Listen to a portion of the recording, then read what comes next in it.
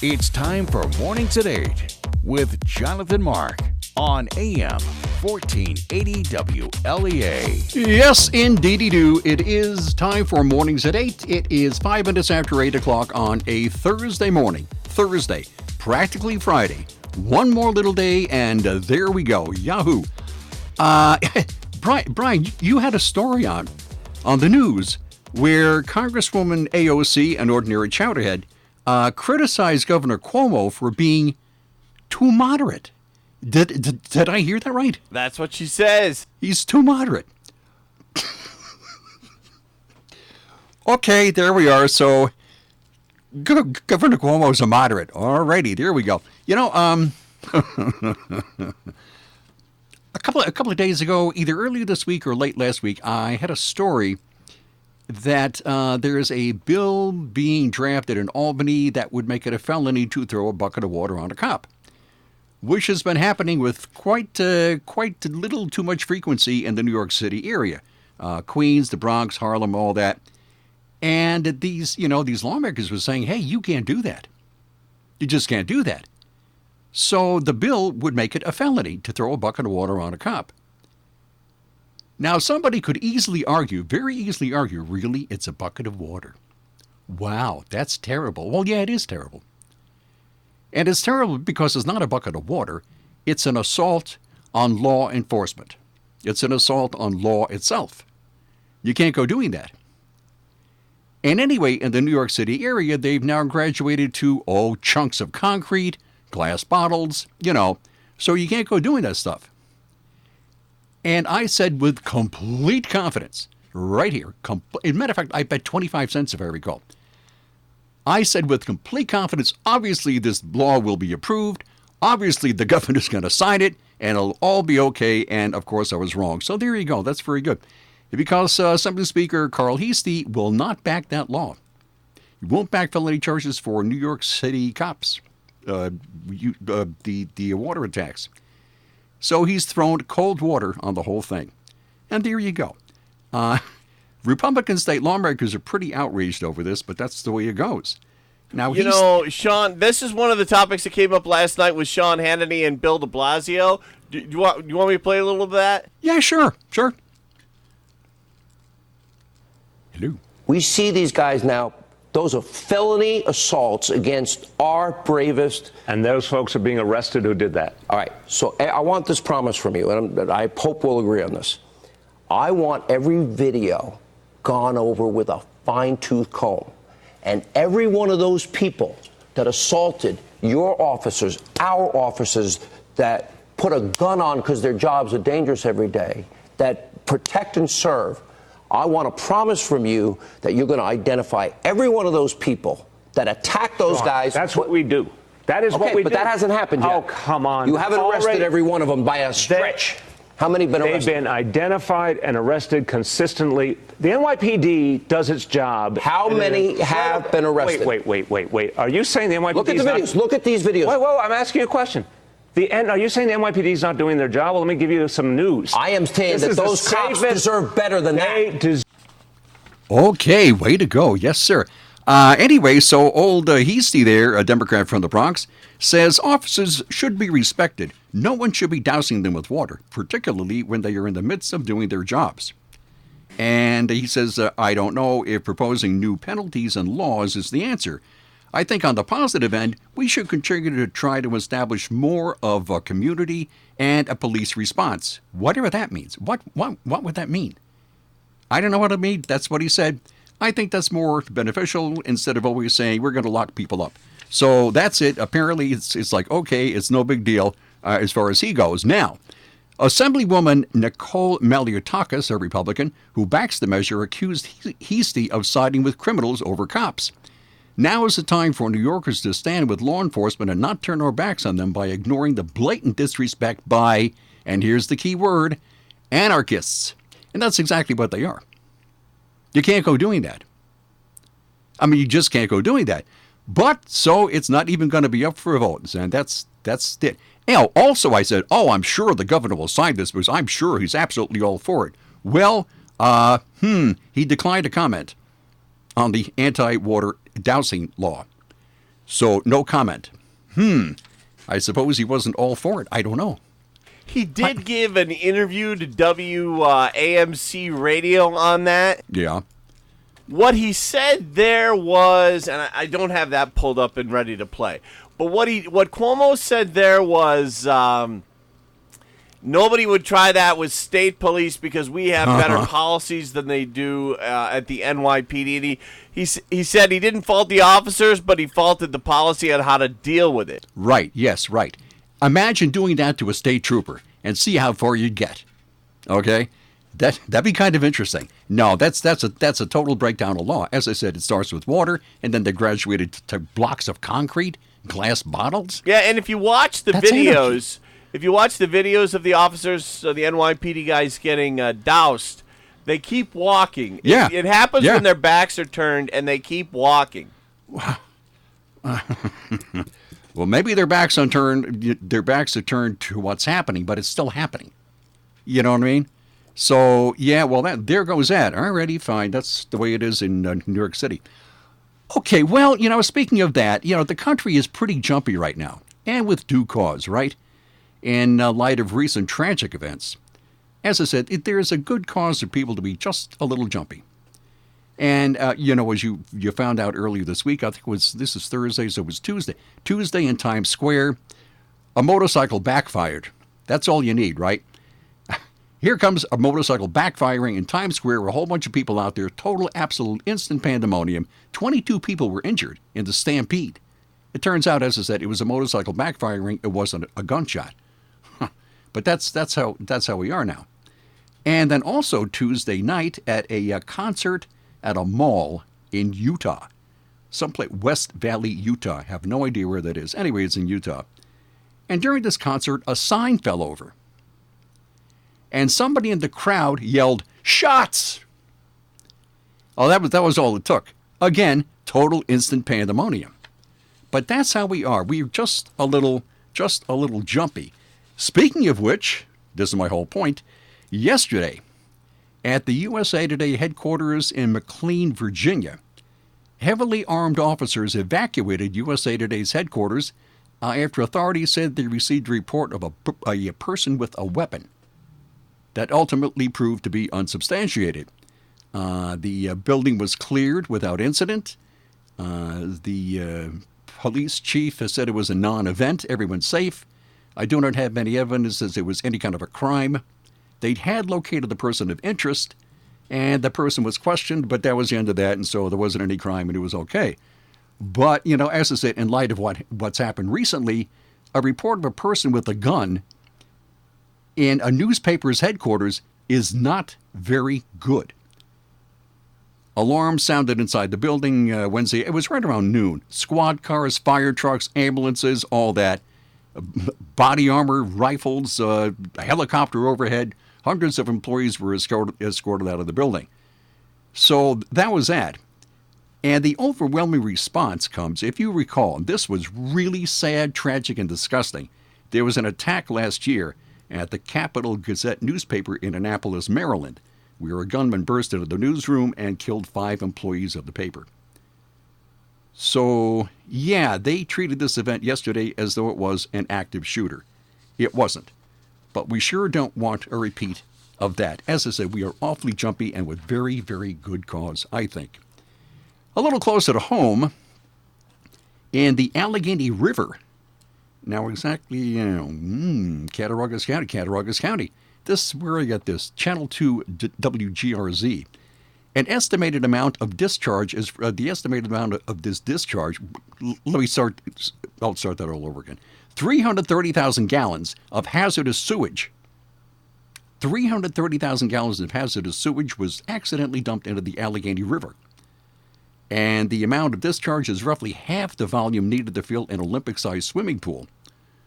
So the DEC is investigating, as are a number of other agencies, and apparently this discharge came from somewhere in Olean, following a power outage and communication outage.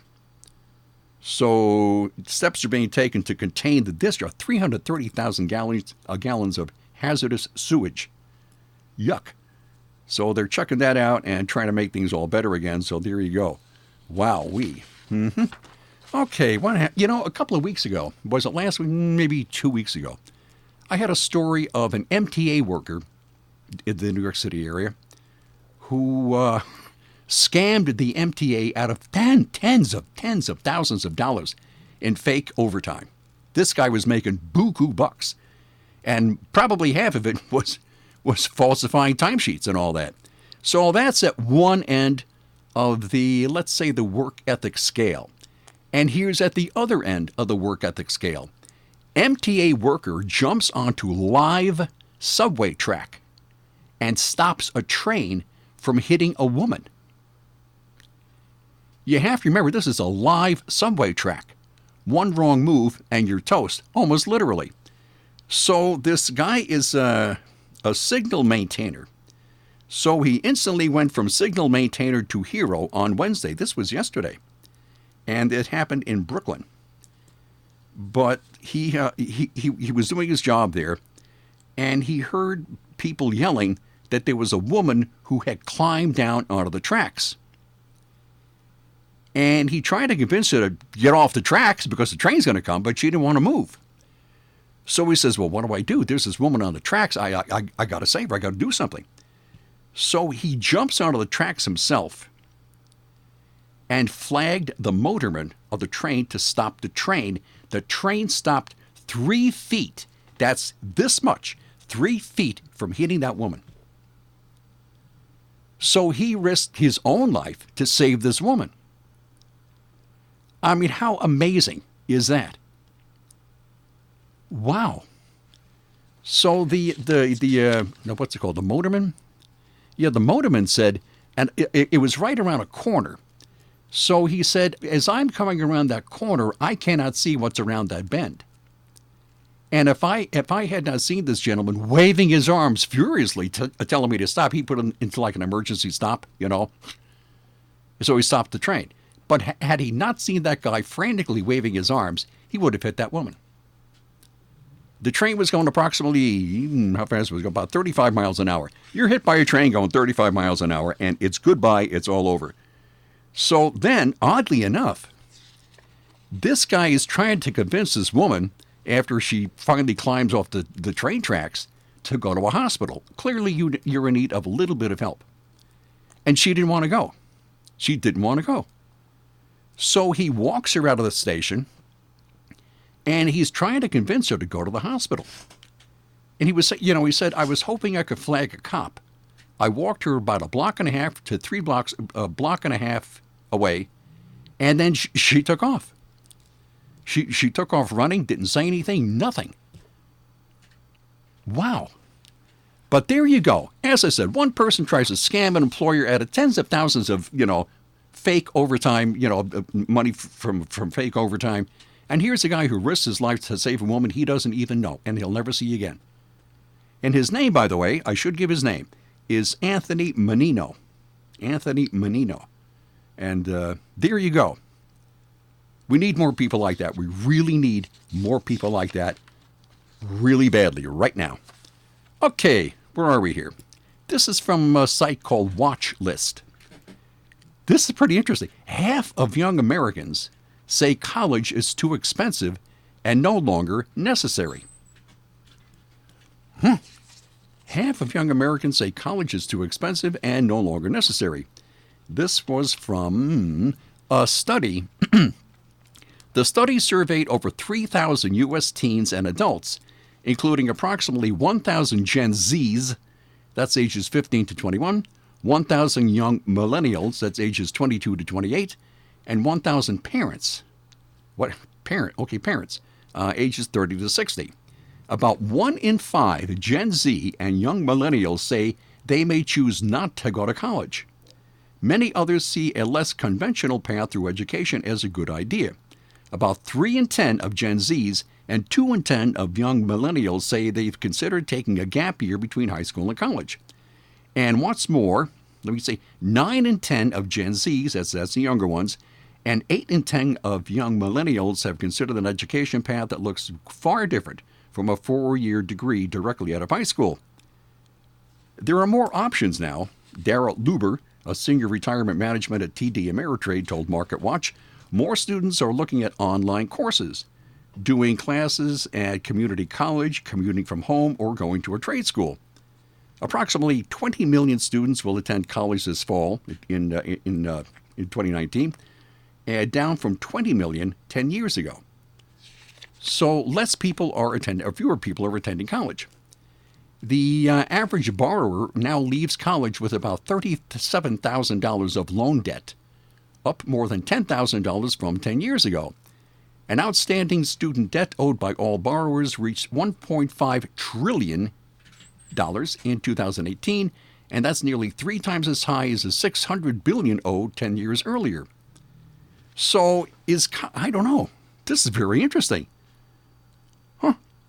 Parents still, is a college degree really necessary? Well, the answer is, according to this article, parents still think so. Nearly all, 96% of parents surveyed in the TD Ameritrade study said they do expect their kids to go to college. But a lot of young Americans don't think a 4-year degree is essential.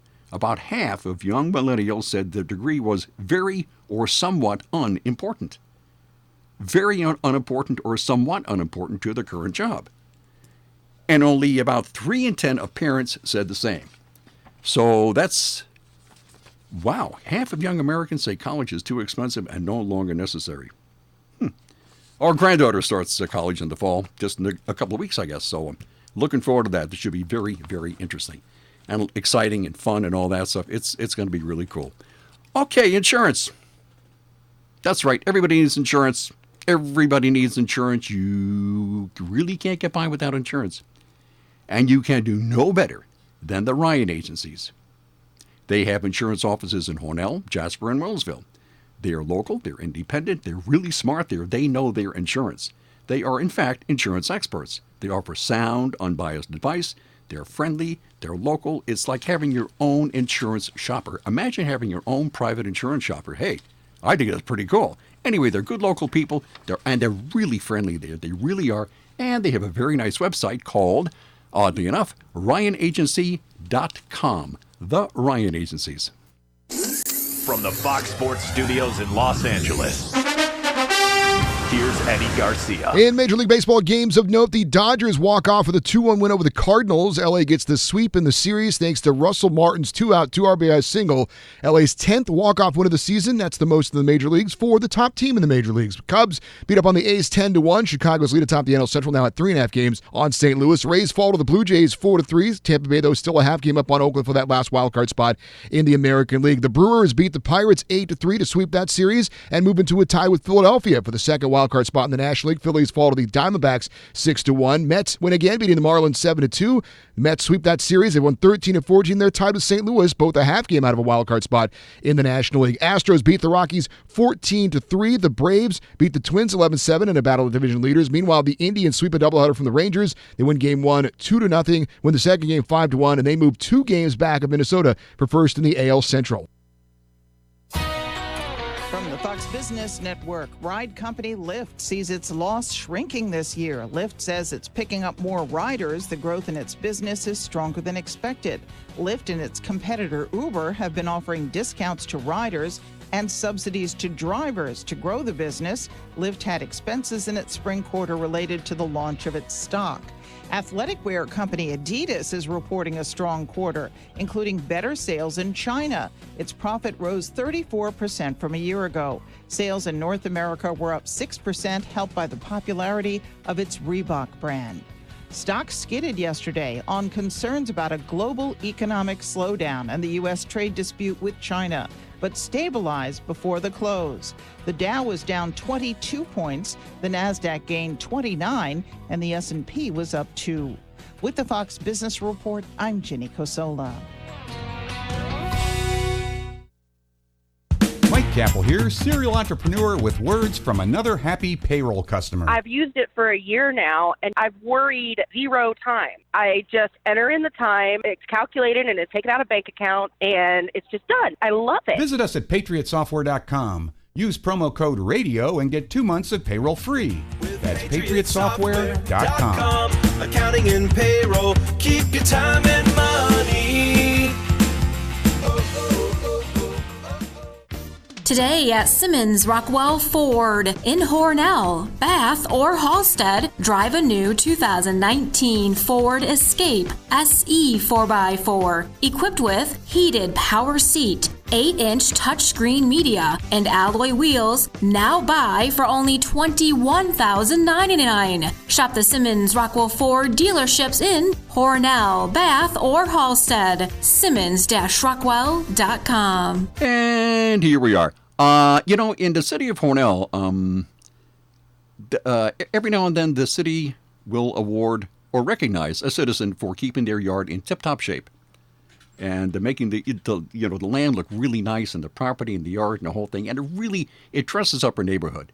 And it's also a very good model for other people. Hey, if he can or she can keep her yard or their yard in tip-top shape, maybe I can too. And it just makes the whole place look a whole bunch nicer. And I think the idea of recognizing those people is very, very good. Well, here's a lady in Manhattan Beach in Los Angeles who would probably not qualify for such recognition. Quite at the other end here. This is in Manhattan Beach. She has painted her house, and there's a photo. Actually, there are a couple of photos of this house. This thing is a bright, blinding pink. I mean, really, you're talking pink. You're talking really pink. And she also has 2 gigantic emojis painted on the side of the house. You know, those little smiley face jobbers there? So she, and apparently, the Manhattan Beach City Council has gotten an earful from a handful of angry residents who want the owner of the pink house covered with 2 giant emojis to remove them. And her neighbors are all up in arms. They say the bizarre paint job is a public nuisance. Yeah, it kind of looks it, and worry that it will bring down property values. The homeowners claim the house was painted hot pink and decorated with the 2 eye-popping emojis, one with a zipped lip and the other with googly eyes, and its tongue sticking out after the owner, Catherine Kidd, was fined $4,000. Her neighbors had complained to the city that she was illegally running a short-term rental. What is a short-term rental? I've never heard of a short-term rental. Anyway, that's what it is. So she was allegedly illegally running a short-term rental. And she was upset that the city shut her down and fined her thousands of dollars, says her neighbor, Dinah Dahl. So both emojis painted several feet tall. You ought to see this. Several feet tall have eyelash extensions. And Dahl doesn't think it's a coincidence. She says, I think it's not even ambiguous, actually. Zip the lip. We all know what that means, she said. Adding, I think it violates every sense of common decency. Does California have any common decency? I don't know. Yeah. So Kidd, the alleged emoji pink house lady there, says she's simply an art lover. And she disagrees. It's a message to me to be positive and happy and love life, she insisted, adding, I have eyelash extensions. These eyes are like a Mona Lisa eye. You know, they kind of follow you. I can just imagine this lady. I can picture her right now. Neighbors point to an Instagram post. They say hints at kids' true intentions, however. In a now edited post with the hashtag emoji house, it says, are your neighbors constantly ratting you out? Have they cost you thousands in fines? Have you wanted to tell them off lately? Why risk a case when you can hire me to paint them a pretty message? So she has painted her house hot pink with these 2 ridiculous-looking emojis on them just to get back at her neighbors. There's a neighbor. Yeah, I don't think she would qualify for the property recognition here in Hornell. Probably not.